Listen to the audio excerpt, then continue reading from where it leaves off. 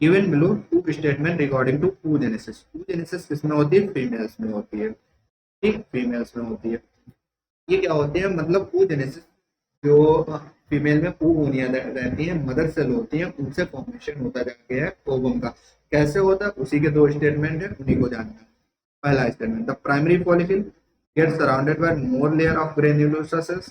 ठीक है, इसमें एक कैविटी बन जाती है एंट्रम कैविटी, उसको बोलते हैं सेकेंडरी फॉलिकल। नहीं, एंट्रम कैविटी जब बनती है तो उसको सेकेंडरी नहीं टर्सरी फॉलिकल बोलते हैं। तो मतलब हमारा स्टेटमेंट पहला गलत हो गया। दूसरा स्टेटमेंट, ग्रेवियन फॉलिक्यूल रप्चर्स मतलब फटेगा, टूटेगा। रिलीज द सेकेंडरी oocyte, यहाँ से सेकेंडरी oocyte निकलेगी from the ovary by the process, this is called ovulation. बिल्कुल सही है, क्योंकि जब ग्रेफियन फॉलिक्यूल रिलीज टूटती है तो वहां से रिलीज होता है सेकेंडरी oocyte। ठीक है, ये प्रोसेस ऑफ ओव्यूलेशन का मतलब ये स्टेटमेंट हमारा सही है। तो इस हिसाब से देख लेते हैं।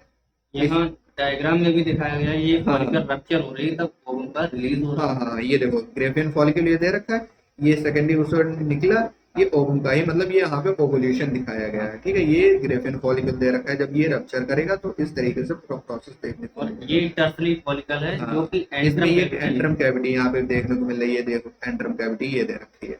ठीक है, तो ये टर्सरी फॉलिकल है और यहाँ पे सेकेंडरी फॉलिकल दे रखा है। ठीक, तो इस हिसाब से बाद में ये जो बचता है ग्रेफियन फॉलिकल, वो जाके कार्पस ल्यूटियम में बदल जाता है, कार्पस ल्यूटियम में बदल जाता है। ये सारा प्रोसेस, तो इसमें स्टेटमेंट देख लेते हैं। तो पहला स्टेटमेंट करेक्ट बोला, करेक्ट गलत है। पहला स्टेटमेंट गलत है, सही।